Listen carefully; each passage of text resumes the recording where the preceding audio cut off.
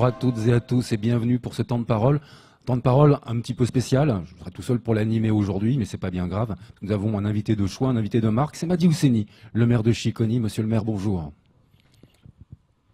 Bonjour Samuel. Bonjour les téléspectateurs et les auditeurs de Kwezi. Avant de commencer, permettez-moi de souhaiter au nom de la municipalité de Chiconi mes meilleurs vœux de nouvel an pour 2019 à l'ensemble de la population de Mayotte et en particulier de Chiconi. Très bien. Vous êtes parvenu à passer entre les mailles du filet ce matin, mais vous êtes parti très très tôt pour arriver à Mamoudzou. C'est ça, c'est ça. Je suis parti assez tôt parce que vous savez bien que il y a la semaine dernière, bon, j'ai arrêté de peu mon passage ici, et j'en suis désolé. Là, je suis arrivé ce matin donc sur Tararano et comme on était les premiers arrivés, on a fait demi-tour rapidement en passant par VIB pour arriver à l'heure. Donc c'est une bonne chose, mais bon, je souhaite de courage à ceux qui sont bloqués ce matin. Vous avez donc pris la route de Bamako pour venir. On va attaquer par la face nord si vous le voulez bien, monsieur le maire, parce qu'on ne parle pas souvent de Chiconi et pourtant, moi j'adore cette ville. Et ça bouge à Chiconi, ça évolue à Chiconi. Quel est le bilan que vous pouvez dresser de 2018 pour Chiconi? Vous avez raison d'aimer la ville, parce que c'est une belle ville, composée de deux villages, donc Chiconi et Sowa. Il s'est passé beaucoup de choses en 2018 à Chiconi. Pour ceux qui avaient eu l'occasion de participer à la cérémonie de vœux de 2018 de la commune, on a pu communiquer sur un certain nombre de choses, de réalisations au niveau de la commune. Oui, parce qu'on est vraiment sur la phase réalisation aujourd'hui. On n'est pas sur du projet. Tout à fait. Je tiens à le rappeler parce qu'il y a des projets, il y a des réalisations. Donc, on a eu des réalisations à Chiconi pour 2018, à commencer par l'aménagement de quartier Moussavita. C'est la suite des travaux de RHI, donc aménagement des quartiers, et on a pu boucler l'opération d'aménagement de ce quartier-là. On a continué aussi dans le même sens à Sowa par rapport à la réfection de la voie d'accès vers l'école maternelle. Tout à fait. Et aussi la construction de la steppe de Sowa et en parallèle aussi la construction de logements sociaux dans la zone. Et pour revenir, pour rester encore sur Sowa, il y a aussi l'aménagement du terrain de foot qui est actuellement en travaux, qu'on a commencé en 2018 aussi. Et sur Chiconi, on a pu, sur l'ensemble du territoire communal, on a pu, on va dire, étendre un petit peu l'éclairage public parce que ça posait problème par rapport aux sécurités. Donc, on a pu investir sur nos fonds propres destinés justement à, on va dire, aménager un peu, à rajouter l'éclairage public à Sowa et sur Chiconi. Donc, après, il y a aussi la rénovation des écoles Ourini, les deux écoles Ourini qui sont en cours en ce moment. Normalement, les travaux devaient être livrés, on va dire, à la rentrée de janvier, mais on a pris de retard qui nous est pas, on va dire, imparti. Donc, normalement, si tout va bien, il est prévu que les écoles ouvrent après la rentrée, après les vacances de février. Donc, vous voyez, je ne vais pas pouvoir tout citer ici directement, mais ça bouge, il se passe des choses à Chiconi. Hier, le procureur de la République et le préfet annonçaient un recul de la délinquance en zone police, en zone gendarmerie. On sait qu'il y a eu quelques soucis du côté de Chiconi, comme partout ailleurs à Mayotte, mais comment avez-vous pris à bras-le-corps le problème de la délinquance sur Chiconi? D'abord, ce n'est pas un problème propre au territoire communal, comme vous avez rappelé tout à l'heure, c'est un problème qui concerne tout Mayotte. Je tiens à rappeler que par rapport à 2018, les choses ont évolué dans le bon sens, je trouve, parce que il y a eu, on va dire, un travail de concertation avec les autorités, à savoir les autorités préfectorales et aussi la gendarmerie qui ont pu nous accompagner. Et puis aussi, je tiens à rappeler, on va dire, l'accompagnement du sous-préfet Lic, qui est venu faire la visite, Monsieur Kerdonkuf, oui, qui est venu en visite chez nous, sur notre territoire. Et donc, suite à tout ceci, il y a eu un certain nombre d'opérations portées au niveau du territoire communal, qui a pu justement permettre l'arrestation d'un certain nombre de personnes en situation irrégulière qui ont été reconduites à la frontière, et puis la surveillance, on va dire, des points de distribution de produits stupéfiants qui posaient problème, on va dire, ces dernières années au niveau de notre territoire. Donc vous voyez, il y a eu quand même des actions en ce sens. Vous présentiez vos voeux à la population de Chiconi et à tout Mayotte il y a quelques instants. Comment envisagez-vous, voyez-vous 2019 ? Écoutez, comme je l'ai dit la dernière fois, ça avance, ça s'améliore chez nous. Tout à l'heure, je parlais de réalisation. J'ai pu profiter de l'occasion de la cérémonie des vœux, justement pour rappeler les perspectives pour 2019. Parce qu'il faut savoir que la municipalité a fait des efforts destinés justement à demander des subventions, des financements concernant un certain nombre de projets. On les a obtenus. On est sur un total de subventions de 8 millions d'euros, subventions provenant de l'État, du département et des fonds européens. Donc ces fonds-là sont destinés en priorité à faire des travaux de réfection de voiries existantes. Et surtout l'aménagement des deux voiries principales importantes qui posaient problème depuis des années à Chiconi, à savoir Bilambo et quartier pauvre entre guillemets. Et donc pour 2019, il est prévu que des travaux de réfection de ces voiries soient bouclés pour cette année-là. Après, il y a aussi, on a pu obtenir des subventions de la part de l'Europe, des fonds européens, destinés justement à porter des travaux sur la réfection, plutôt sur le schéma directeur, l'écoulement des eaux pluviales. On est sur pratiquement 2 millions d'euros de financement obtenu de la part de l'Europe. Et donc, normalement, là, on est presque en phase lancement des travaux, d'opération d'appel d'offres concernant les travaux. Normalement, on espère, si tout va bien, courant 2019, normalement, on devrait être, on va dire, dans les temps, de manière à ce qu'on puisse faire le lancement des appels d'offres pour les entreprises qui viendront justement travailler en ce sens. Donc, vous voyez, ça, ce sont des travaux importants pour, on va dire, la réhabilitation des quartiers, et puis l'aménagement et l'accessibilité au niveau des quartiers, et surtout l'écoulement des eaux, parce que vous savez que là, par exemple, on est en période d'inondation, et on peut espérer qu'en 2020, du moins une partie du territoire communal ne rencontrera plus le problème en ce sens. Chiconi, vaste chantier donc. Tout à fait, oui. La presse locale, il n'y a pas si longtemps que ça, hein, c'était il y a quelques années, quelques mois, même j'ai envie de dire plutôt quelques années, évoquait une situation financière dramatique à Chiconi comme dans beaucoup d'autres communes. Aujourd'hui, comment se portent les finances de Chiconi ? De mieux en mieux, comme j'aime bien le dire, de mieux en mieux, mais ça reste encore une situation fragile. Hein. Je le rappelle tout le temps dans les communications.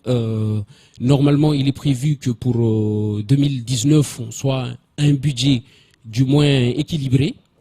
Donc pour 2018, on était, on part de 2014 pratiquement 3 millions d'euros de déficit.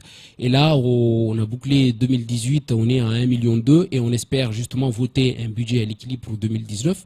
Donc vous voyez qu'il y a eu des efforts financiers de la part des élus, de la commune, parce qu'il faut savoir que tout le monde a pris pour, comment dire, tout le monde a subi justement cette situation-là, parce que savoir que ça pèse au niveau de la fiscalité aussi des Chiconiens. Et donc on a priorisé, c'était une priorité au début de notre mandat.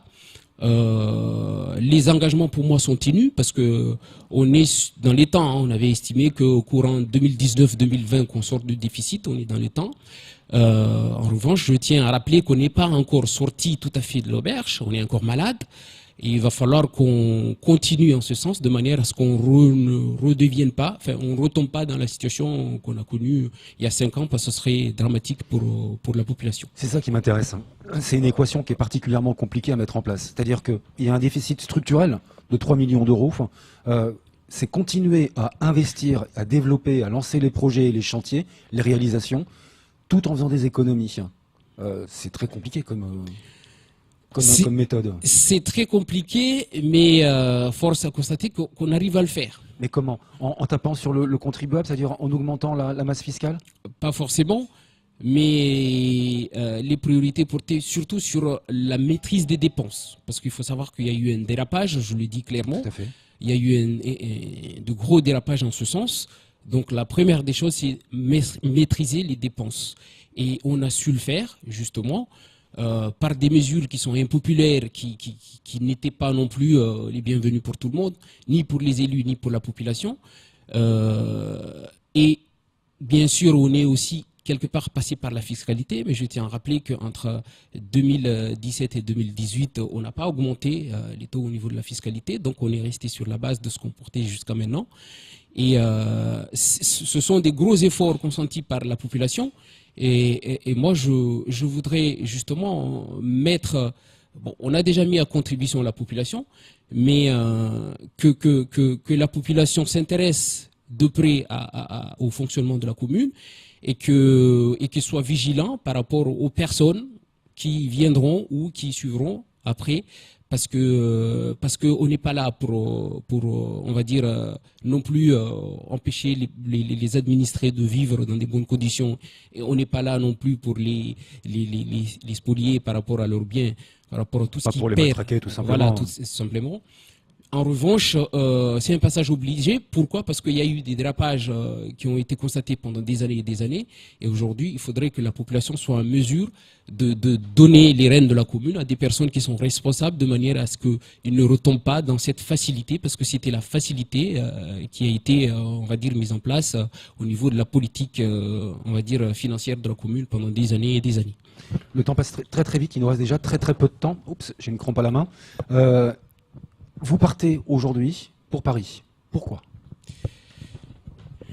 Écoutez, tout simplement parce que on répond justement à la demande du président de la République de justement d'accepter de porter, on va dire, de discuter au niveau du grand débat par rapport à la situation de notre pays. C'est l'invitation des maires des Outre-mer pour discuter. Tout à fait, parce que la première phase a été faite avec les maires de métropole. Nous, on n'est pas du reste, donc on est invité. Moi, je vais y aller, comme un certain nombre de collègues, parce que pour moi, il est important qu'on priorise plutôt par rapport aux intérêts généraux, on va dire, de la population, et non par rapport aux intérêts particuliers. Donc c'est une discussion, c'est un débat, et c'est l'occasion justement de faire porter les doléances de Mayotte et de nos communes, de manière à ce que le président de la République peut-être comprenne d'une manière que les mairies, les collectivités souffrent, et qu'il va falloir les accompagner un peu plus à partir de maintenant. C'est le message que vous allez porter auprès d'Emmanuel Macron. Plus de soutien aux collectivités. Entre autres, mais ça a toujours été le message de tout le monde, depuis tous les élus. En revanche, depuis au congrès des maires, au dernier congrès des maires, ça a été le message de tous les élus. Donc, ce qui est, à mon sens, légitime. Après, il n'y a pas que ça. On en a un certain nombre de doléances justement qu'on porte avec l'association des maires de Mayotte, et on en a parlé hier. Et ce sont des doléances aussi qui concernent, on va dire, globalement tous les territoires, et pas en particulier les communes. Ça veut dire que ce sera un front uni? C'est-à-dire que les élus mahorais vont travailler et parler main dans la main avec une même voix? Naturellement, ça a toujours été le cas, mais il est vrai qu'il y a eu un certain nombre de mésententes entre nous, mais c'est le commun des mortels. Là. On est des élus, on est des humains, on est responsables, mais il arrive où on n'est pas tout à fait sur la même longueur d'onde. Mais là, c'est le cas, puisqu'on va y aller en portant des revendications qui sont communes. C'est quand ce rendez-vous avec le président de la République? Ça sera le 1er février. 1er février. Le rendez-vous est pris. Le temps passe vraiment décidément très très vite. Je voudrais attaquer rapidement les échéances électorales qui approchent. On parle des municipales et encore des municipales, mais avant ça, il y a peut-être les européennes. Et ça compte pour vous, les européennes? Effectivement, ça compte pour nous, pour tout le monde, je pense, parce que... Pas tout le monde, je vous assure. Pas tout le monde. En tout cas, pour nous, ça compte, parce que on en parlait tout à l'heure, la commune de Chiconi a obtenu une subvention de l'Europe 2 près millions de 2 d'euros millions pour la SNEC, d'euros vous en parliez tout à l'heure. pour l'aménagement des eaux pluviales, hein, le schéma directeur. C'est un projet important pour nous, puisque ça permet de sortir notre territoire d'un certain nombre de difficultés, surtout dans les saisons pluvieuses. Donc, il faut pas qu'on perde, on va dire, le fil conducteur. Hein. Je veux dire, les municipales, les municipales, c'est en 2020. Mais les européennes, c'est en mars, en 2019. Donc, il va falloir qu'on s'y mette. Ma commune est prête, hein, je veux dire, dans l'organisation logistique de ces élections. Après, pour le reste, il va falloir que les élus s'impliquent un peu plus, parce que force de constater que les collectivités de Mayotte obtiennent de plus en plus de subventions de la part de l'Europe. Vous êtes en train de nous dire en fait qu'on peut solliciter l'Europe avec des enveloppes et des fonds européens, mais qu'il va falloir une contrepartie, c'est participer aux élections pour faire vivre l'Europe, justement. C'est bien ça. Ben oui, parce que l'avenir de notre pays a toujours été toujours passé par les urnes, hein. Ça a toujours été le cas, c'est le propre de la démocratie. Donc aujourd'hui, il ne faut pas qu'on oublie cela. Ce sont des élections importantes. Peut-être, dans le fond, on estime que c'est moins important que les municipales, mais c'est quand même très important. Monsieur le maire, le temps est déjà passé, c'est passé trop vite. Je vous remercie en tout cas pour ce temps de parole. Je vous invite à revenir très rapidement parce que je crois qu'on a encore beaucoup de choses à se dire. C'est ça. Merci beaucoup. C'est tout pour ce temps de parole.